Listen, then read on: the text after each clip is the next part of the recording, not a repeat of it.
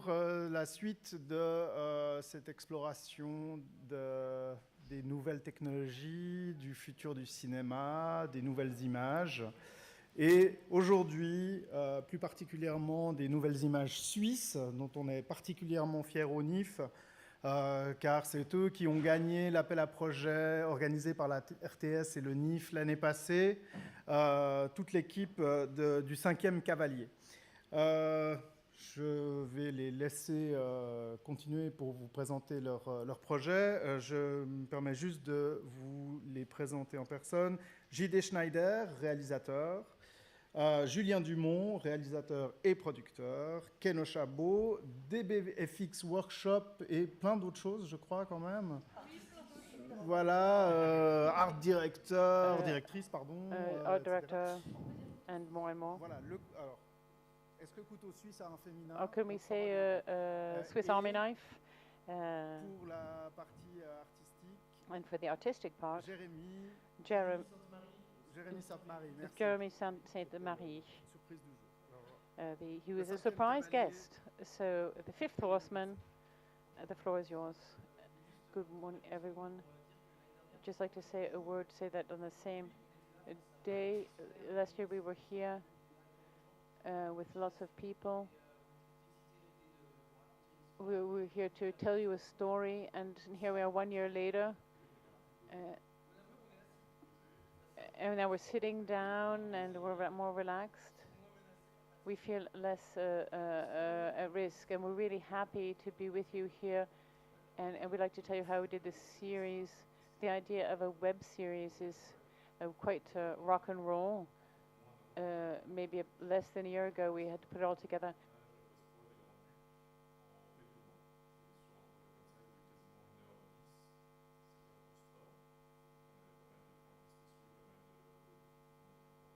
Yes, sorry, there's a small technical problem with the reception of the sound, but so it was very complicated to do this. It's very, very interesting that when we created our special effects activity in Geneva, and we knew that we'd be able to do a bit of VFX and live effects, sculptures, modeling, makeup, and that maybe we'd be able to manage to get through this kind of difficult timing aspects by using different techniques. And it worked pretty well. Jeremy, who's with us here today, who's our supervisor at the VFX study, he hasn't slept much these last few weeks. He doesn't get much daylight in his work, so these last few weeks were we didn't have 7 days, it was like 2 or 3 really long days per week. So who here has seen the series? So those of you who haven't seen the web series, I'll show you the little bit of an ultra trailer, and you can see some of the images, and then I'll explain a little bit how we addressed, how we programmed and thought about the special effects of this web series. We wanted a cinema format, quote-unquote cinema format. It's pretty difficult to have a mini budget for a web series and then try and aim it for something higher. We will try to find a middle ground, offer something that's cool and different. For those of you who saw it, I think it seemed pretty different from a habitual Swiss web series. What do you think? Was it different? Who liked it, of those of you who saw it? For those of you who don't know the story, it's a police operation that went badly, because there's a federal councillor who went insane, and he finds 4 strange sarcophaguses. Bizarre, he decided to burn them in an incinerator, and he wakes up actually the horsemen of the apocalypse who destroy the city. So here's the trailer for the project.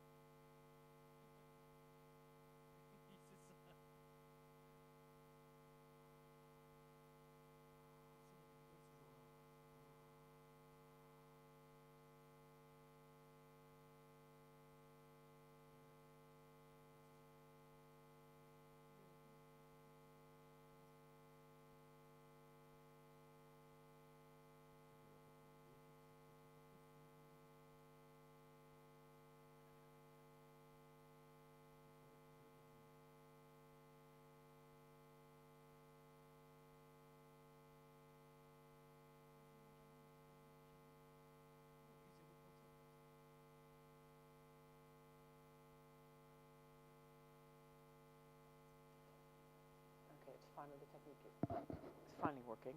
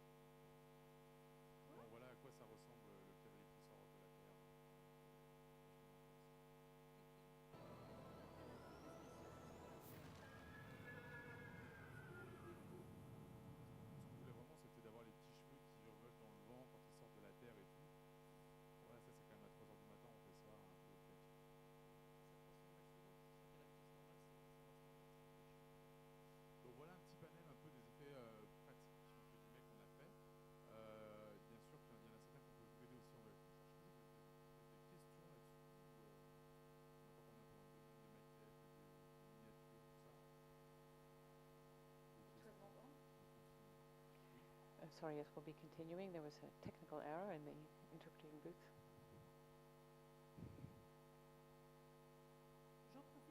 I'd like to take advantage to ask you to see, tell you to come and see the exhibition on the fifth horseman in the Temple du Baud. So the original canvas of the poster, shots from the sets, all of the accessories that we created.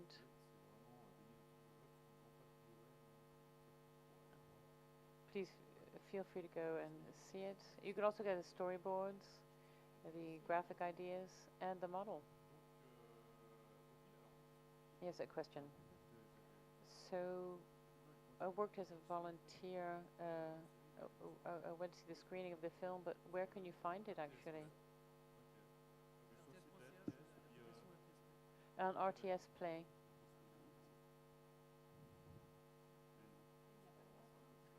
They haven't seen the end. Are there other questions on the models, any of that stuff? Is it super clear? So I just want to show you this is what I see with the practical elements.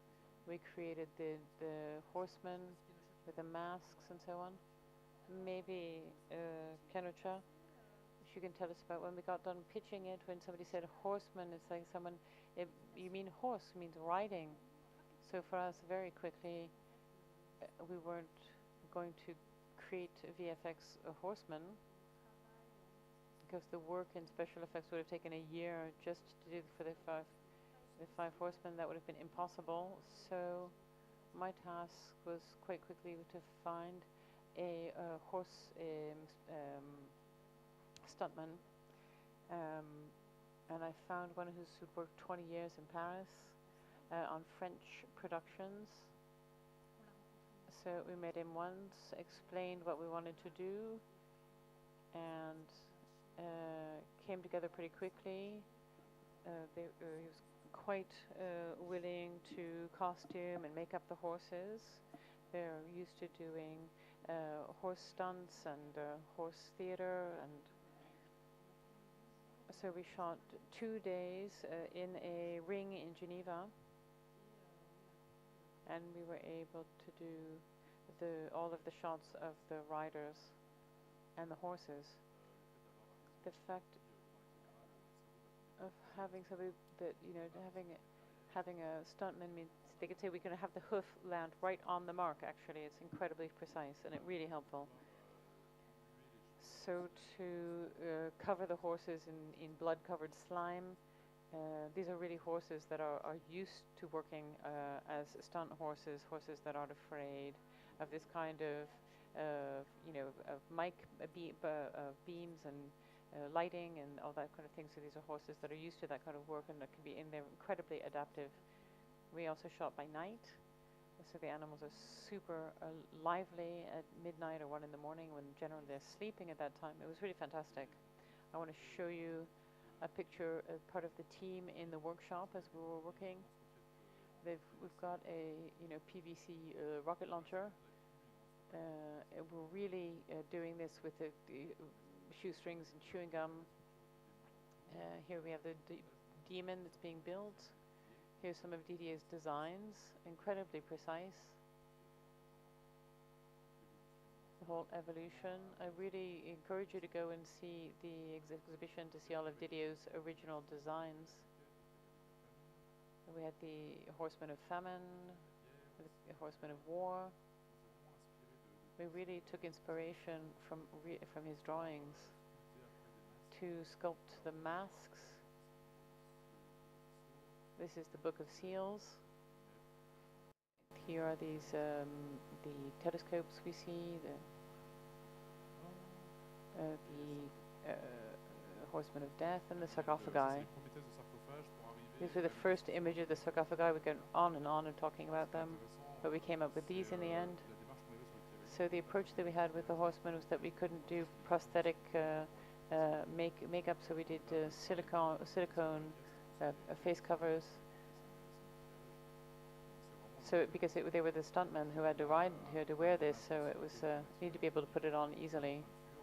This is what one of the masks looked like before we painted it, and what was great is that you could take them off and put them on quite easily. Here we have the demon as it's being painted. The helmets that have just been molded. You can see on the masks the remains of the jointing and the things that make them plastic and elastic. So there were 4 sculptors.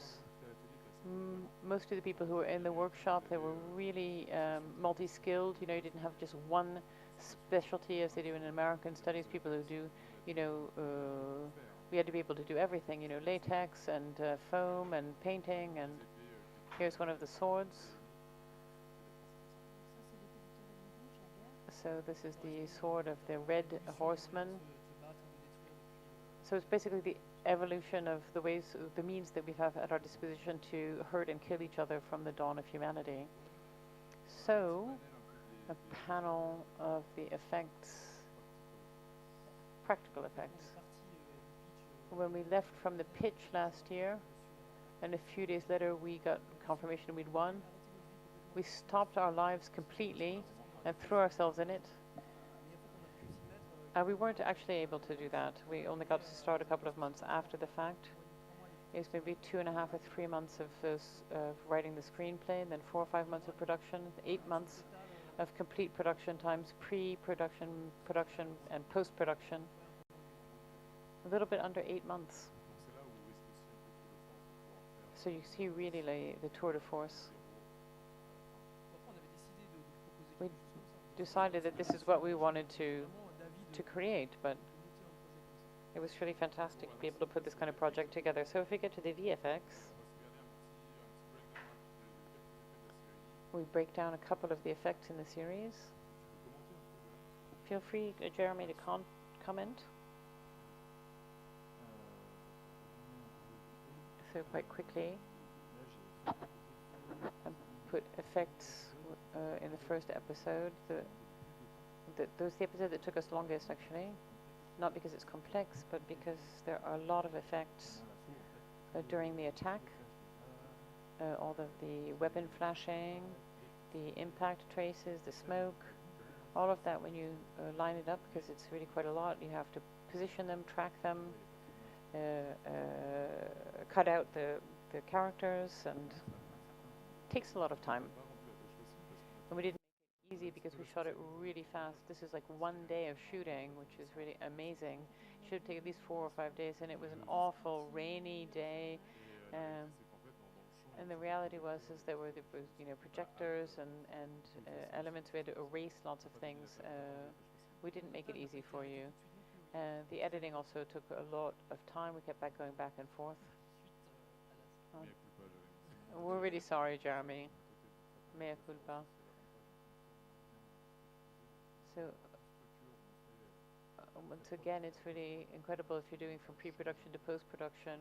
It's an advantage when you just have one structure. You can change things. That was really quite great. You know, you could shoot it, you could put it in 2D, you could go in the studio, see what it looked like. When the effects, go back and reshoot it, actually. It was really amazing. Commentary on this image. This is a PVC bazooka. There it is on screen.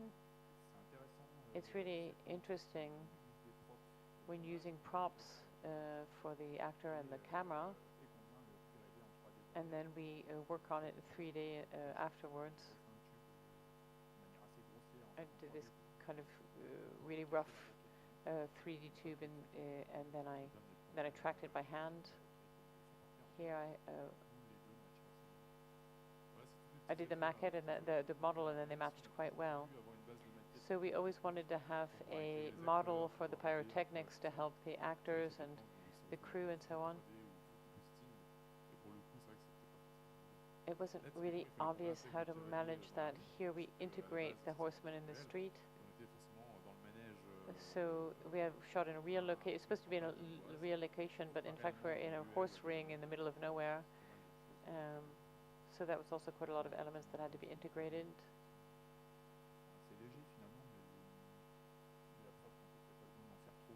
So it's really proof that you don't have to do that much in order for it to work.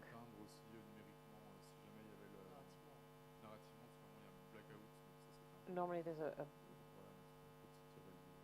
blackout.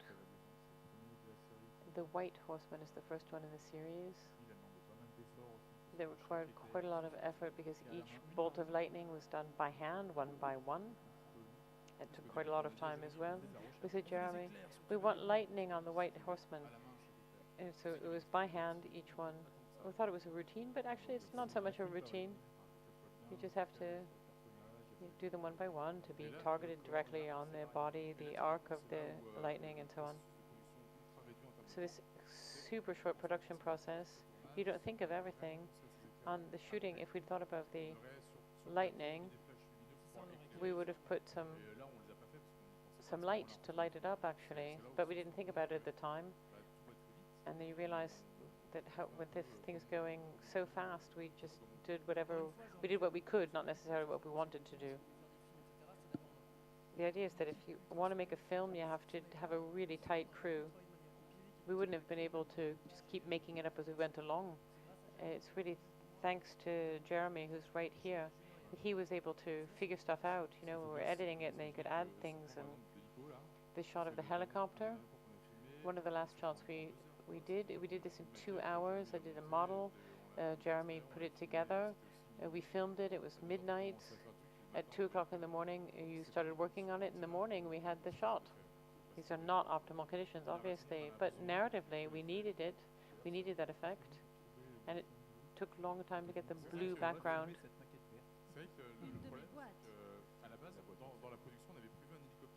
We planned a 1/18th helicopter model that we were going to blow it up, but in the end, we couldn't film it in real. In live, so we have to do a different technique.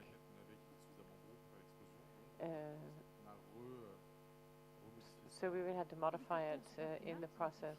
A Super Puma helicopter that was shot when the day the Pope came to Geneva. It was our lucky chance. Thank you, Pope. So then we were filming in an elevator in a corner of the studio. We put a UN panel.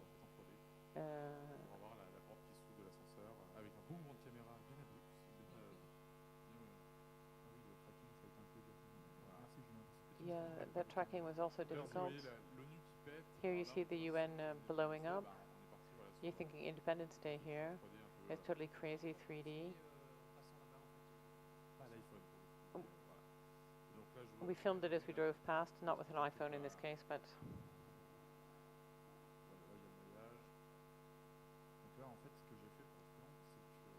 what I did on this shot, the idea was to have an explosion that comes toward the camera, and to do that, the progression of the arriving explosion, I redid it all in 3D, not to use the 3D models with the textures, but to do what we call ZDF. There's a kind of a nuance of grey. Everything that's white is close and black is far, and we use it to simulate an object that's coming toward the screen, which is what I did. I did all of the flags one by one, and the trees that I also put back in. Only the building that I didn't put in because it was behind the explosion. And then the little wall in front of the UN and all of that. So that also took quite a lot of time. It was a day that was actually an evening. Who knows when it started or ended. The shot didn't move, at least.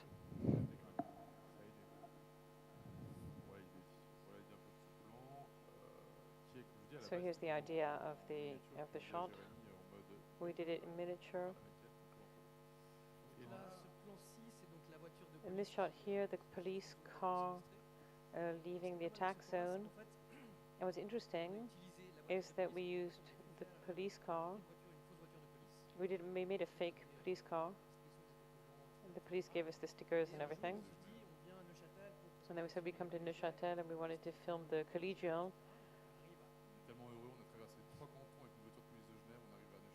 So we came with the Geneva police in Neuchâtel. We got these authorizations. We did one rehearsal. I drove the car. I put myself in the position on the stones in front of the collegial, and we got all set up, and then the car wouldn't start.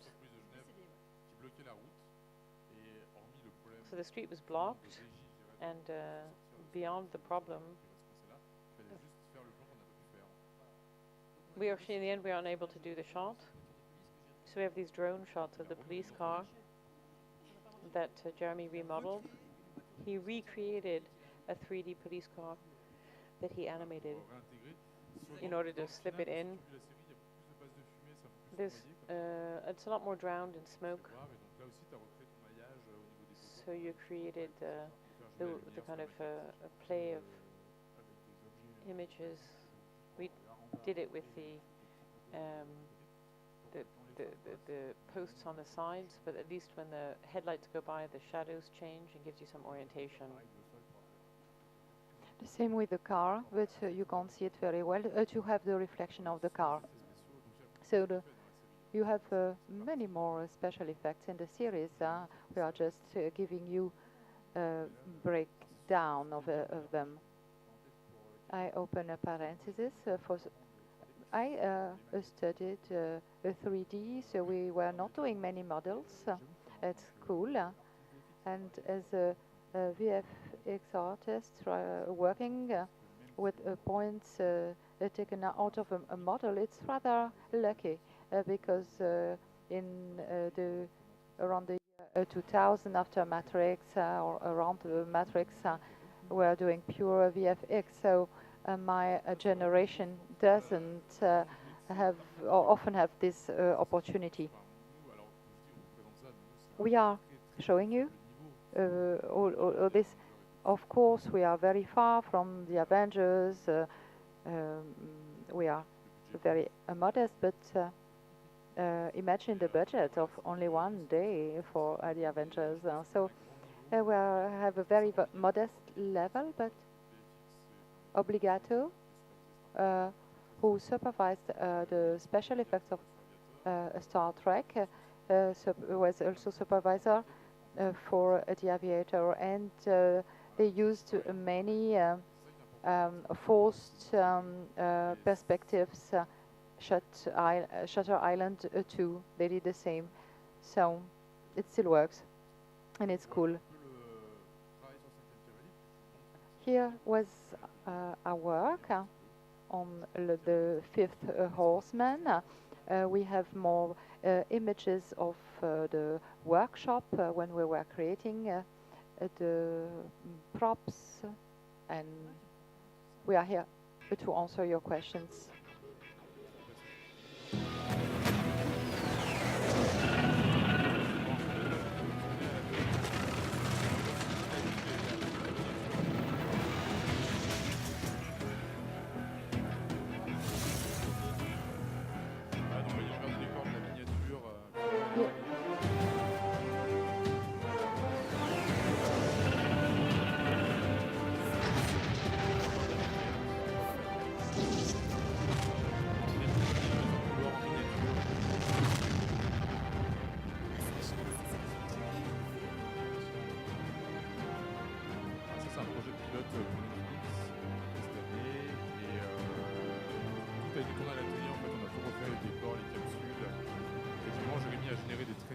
Jeremy generated qu'on a mis sur le grand écran et qu'on a filmé derrière dans la maquette en fait.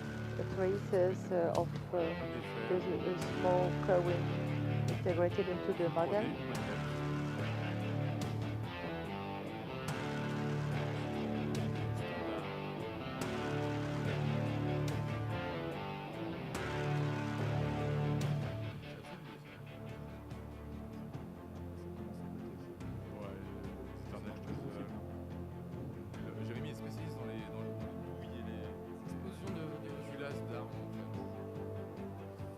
Voilà, certains effets qu'on a tourné aussi à l'atelier, on a fait un automne de sable.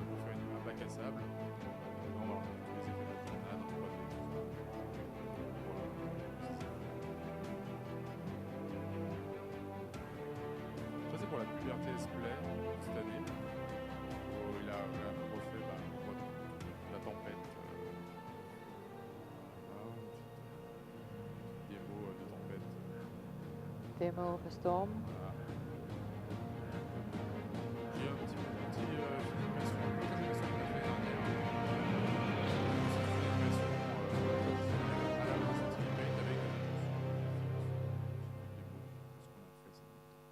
vu que cette année on était quand même pas mal This year, par le 5e cavalier. we were very busy by Donc voilà. the 5ème Oui, je sais, j'ai vu cavalier, la pub but SFR, la dernière pub SFR we avec Omar Sy. did this Entre- last entre quelques cavaliers, on a pris 2 jours pour faire le commercial Pour revenir sur for la pub, Marcy parce for the Swiss Voilà, Channel. si tu veux le travailler dans le cinéma, c'est un peu la réalité, c'est qu'il n'y a pas de... So you have to il y a know pas if de you want règles. to work in the movie Ouais, industry. on a There's no money, and Après, si vous avez des questions, on est vraiment là you pour donner notre sentiment. have to make do with what you have. Do you have questions? Yes, Max. Déjà, vous êtes des grands malades. Well, I think you are completely Parce que, alors, moi, j'ai pas crazy. encore vu la série. I mais de tout ce haven't que je sais, watched de a tout ce que TV j'ai series des yet, amis qui ont travaillé but dessus. from what I know, fait and ça en Suisse, I've heard franchement, people who know c'est you, énorme, you du coup, moi, j'ai are aussi a une question, parce que crazy du coup, team. la série dure combien de You temps? did this in Switzerland, you must be mad. Combien de So jours de the tournage, whole juste pour rigoler? series lasts 1 hour 10 Non, minutes. réellement, avec les how long reshoots et les, uh, un mois. did you un mois. need for that? I would say Si tu fais des we reshoots, programmes, shot enfin, 1 month, 6 semaines. weeks, let's say 6 6 semaines. weeks. Donc avec le budget bouffe d'une And, journée sur un Marvel, vous avez réussi with à faire un one long day métrage. budget of Marvel, you did a whole Non, series. non, mais Yeah, c'est- but you j'essaie can't juste de compare. mettre ça en perspective, No, chez but moi. I'm just Ouais. trying to on était là, on verra. gather the proportions. Yes, and we were sometimes half desperate, you know. When we won the Fantastic Web contest last year, no, next year, but maybe who knows, it will be next year again. We felt it was the opportunity to learn more about VFX and to show what we know, to make a bit of advertising for our agency, for our studio, and we made this sacrifice because VFX has been a big On a sacrifié Jérémy en help. 6 mois, We il était accroché avec des chaînes, Jeremy was our sacrifice.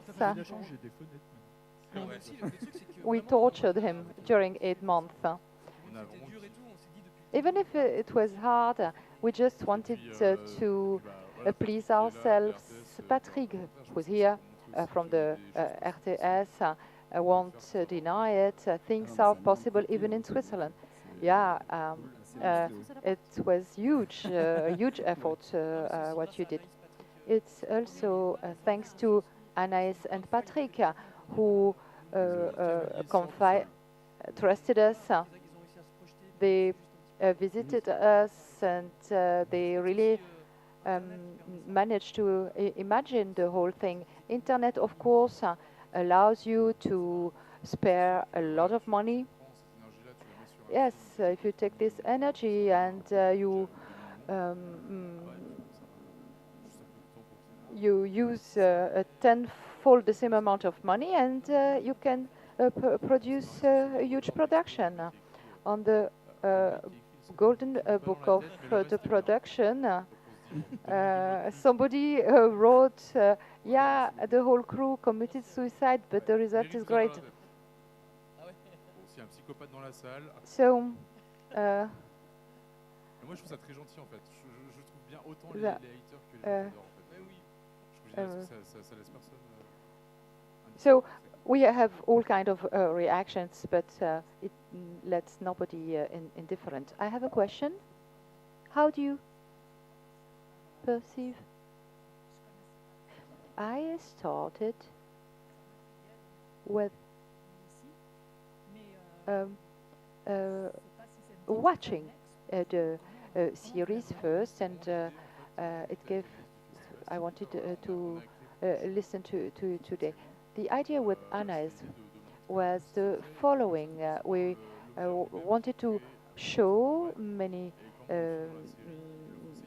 models, the way we created all these effects, the drawings by Didier. That was the aim, also because it can be interesting for movie specialists, but also for designers and artists. Yes, we wanted also to manufacture miniatures of the characters.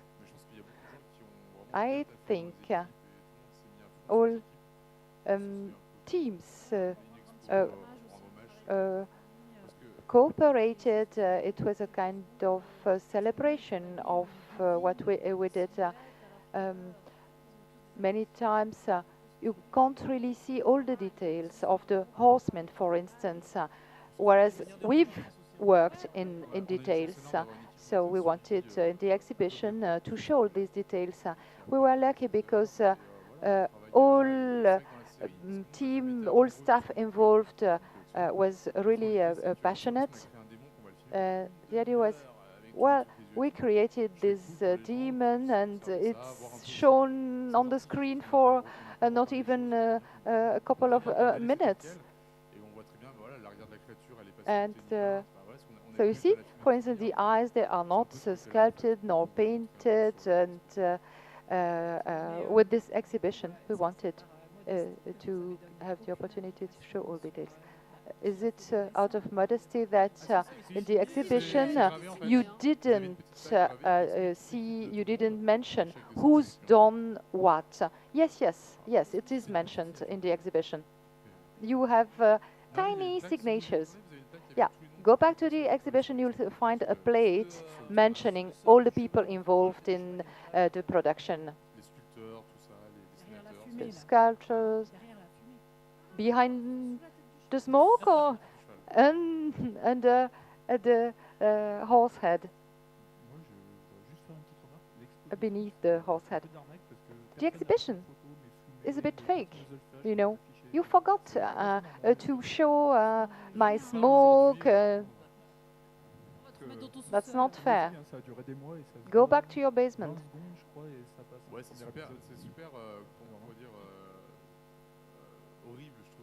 Yeah, it's horrible when you work with special effects, because you work for ages and spend a huge amount of energy, and it goes all in smoke, so to say. So that's it. Do you have more questions?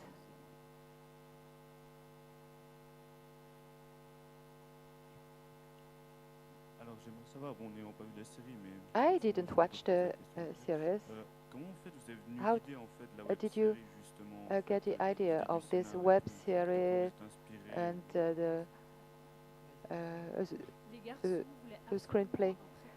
The boys wanted an excuse to explode the city of Geneva. It's cool when there was this competition. Oh, sorry. So we had to come up with an idea to blow up Geneva, and he asked his brother-in-law, who's an antiques dealer, and he plays the role of the insane federal councillor, and he actually is crazy and bald. And so we went to visit him, and they said, and now this is the beginning of our story. This kind of horrible guy in the 90s who collected bizarre objects, things that were related to torture and the war, and he wanted to do a museum. I'm not going to cite his name. When he died, there was no inheritor, no successor. So the antiques dealers came and rummaged through his house, and they found incredibly well-preserved mummies in his basement. So instead of figuring out like what to do with those objects, they just brought it all to the incinerator. And when we heard about that, we thought that, like, what if everything that went into the incinerator came back, and they were the horsemen of the apocalypse? That was really the idea. C'était ça en fait, c'était l'idée Attends, on réinvente la légende là. Ouais, on reconstruit. L'idée c'était assez cool, c'est qu'on a vraiment. What was cool was that we took that story as a pitch. It's not something that we'd been working on for months. There was a time between the announcement and then the pitch. There was 1 month, and we thought we should get together and like throw all of our ideas out. And we were like, what? Oh yeah, that's okay, that's good, okay, that's good, that's good, that's okay. And then why the incinerator, why the scene with the police at the start? We had all these police costumes and weapons, so we were like, we have all this stuff, so why not use it? We had it in a workshop, and we wrote our screenplay really in relationship to the props we had to hand.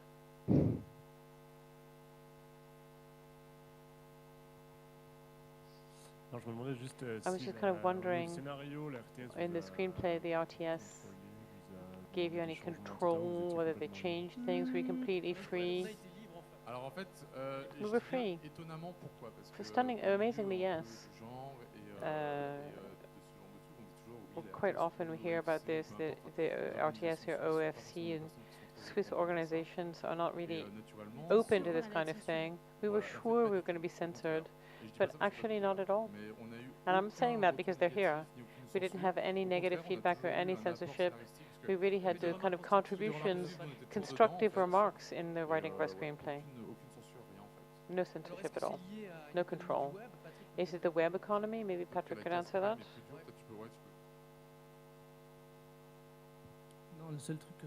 The only thing I could say is that the only control we might have imposed is that you started on 13 times 6 minutes, which was 100 minutes.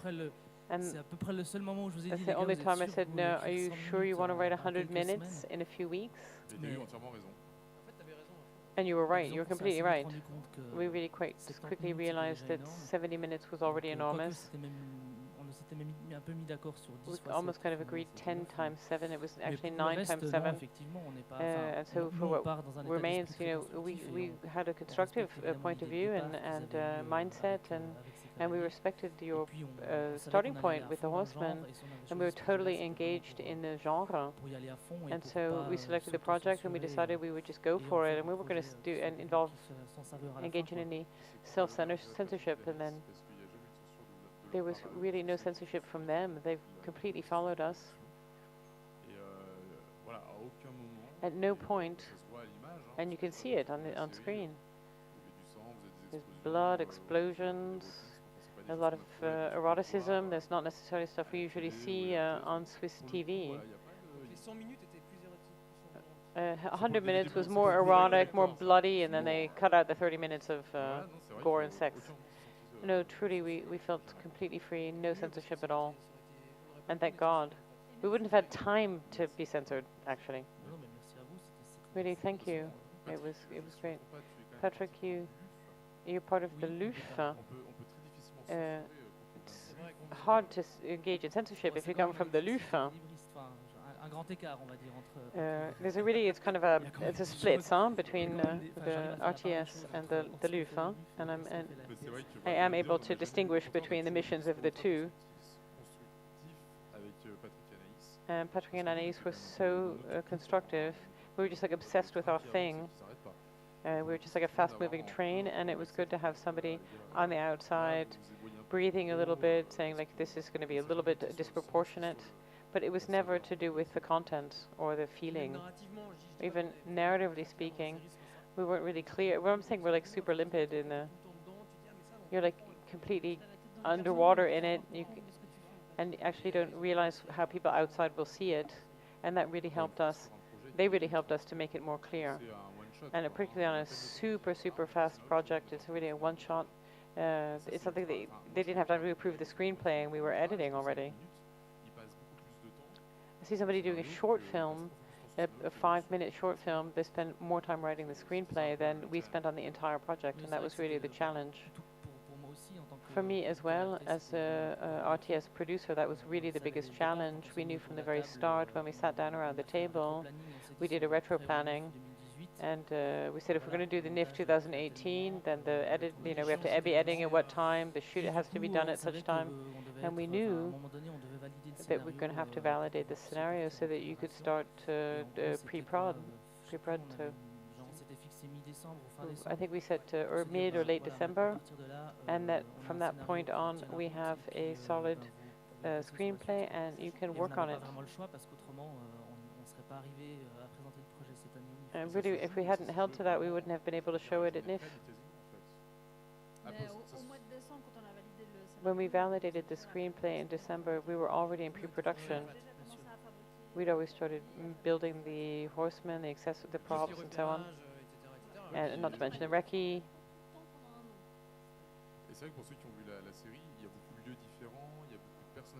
There are a lot of shooting sites, characters. It was a production hell, basically. And it was February, everything was frozen outside. The city crematorium, the people were fantastic. We met all these really wonderful people. They let us film underground smoke and everything. They were there at the opening night and they loved it. The Geneva police was really helpful, very understanding. We were amazed. You know, the fake police cars, the uniforms. This is like not a really nice portrait of the police, so we were really pleased to have them be so supportive. For everyone who wants to do fantastic things, people really enjoy it. People of the crematorium, the police, or whatever, people are like, oh, that's so cool, they're monsters, it's great, they love it. You have to trust yourself and other people, and you can do it. We know it's not perfect, but we believed in what we were doing. And we did it like totally 100%.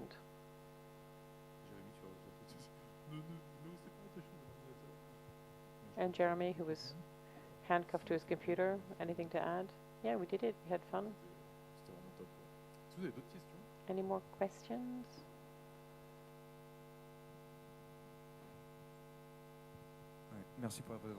Thank you for the presentation and really bravo. Maybe kind of could you talk about maybe one sequence or one image that was particularly difficult to realize? It looked great on paper, but it was very hard to produce, whether it's CGI or live action, or and maybe a mistake that you wouldn't make again. We had one scene that was the first attack of the White Horseman. And we had a scene in a limousine, and we could not shoot in the limousine what we wanted to do on the storyboard. We would have had to cut the car in half in order to do the set and film the way we wanted to, and it didn't really contribute that much. So we thought through another scene. Have you seen it? It's the scene where we see the fireman in the RTS tower. Oh, it really wasn't planned that way. Like the scene at the UN, you can't shoot at the UN.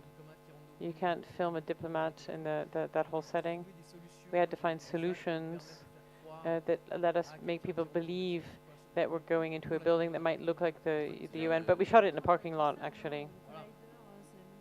The collider, we can't even imagine that we'd be able to call the sun in order to go film there. It's like, and we said that like your collider made a black hole and whatever, and the idea was that we thought like had maximum sight as if we had like $100 million budget, and then we removed and we tried to keep what was really essential. And what was great was that we reshot a lot of stuff. There's mini crew, 3 people, and there's a strange feeling. Everything's kind of empty. You have a very strange mood. I think maybe and that gives us kind of the look of the series. If we'd had 100 million, you know, it would have been much more chock full, you know, and it would have changed the mood. And it gave us an aspect we hadn't thought about. We also we had lots of flashbacks to the 16th century that we would have liked to do, but maybe in the future. The flashbacks were all drawn by Didier.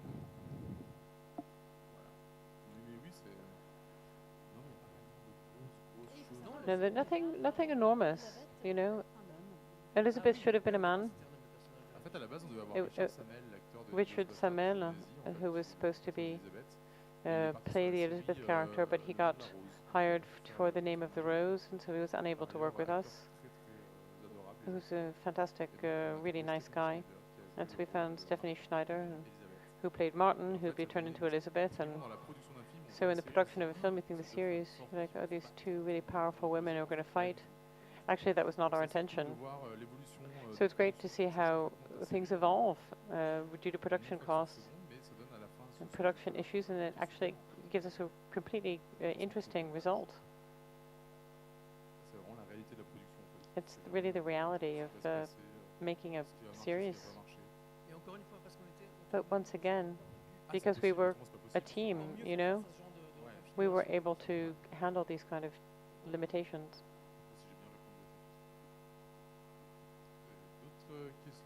Any more questions? Je suis fan d'Event Horizon, ça se voit. Magnifique maquette d'Event Horizon. I'm a fan of Event Horizon. Ewan. Any more questions? Thank you so much for staying with us. Merci à l'équipe du 5e Cavalier. And thanks to the crew of the 5th Horseman. Just want to remind you what's coming next is at 4:15. Two representatives from Weta Game Shop from New Zealand will be here to talk about, in the context of what we do in New Zealand, their new game studio from Weta that works on Magic Leap, the mythical virtual reality headset that's really the new big in thing. See you back here at 4:15.